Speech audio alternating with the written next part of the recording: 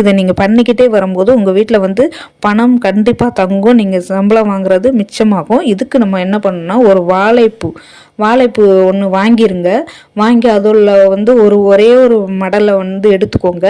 எடுத்துட்டு அதில் மஞ்சள் குங்குமம் வச்சுட்டு என்ன பண்ணணும், அதில் ஒரு 2 கிராம்பு, ஒரு பச்சை கற்பூரம் எடுத்து வச்சுக்கோங்க, ஒரு ஏலக்காயை எடுத்து வச்சுக்கோங்க. வச்சுட்டு அதில் ஒரு பட்டை எடுத்தும் வச்சுக்கோங்க. வச்சுட்டு இப்போ நம்ம வந்து முதல் மாதம் சம்பளம் வாங்குவோம் இல்லையா, இல்லை நீங்கள் சுபகாரியம் ஏதோ ஒரு கல்யாணத்துக்கோ இல்லை பிள்ளைகளுக்கு காலேஜுக்கோ எதுக்கோ வச்சுருப்பீங்களா, அந்த பணத்தை வந்து நீங்கள் வந்து அதில் வைங்க.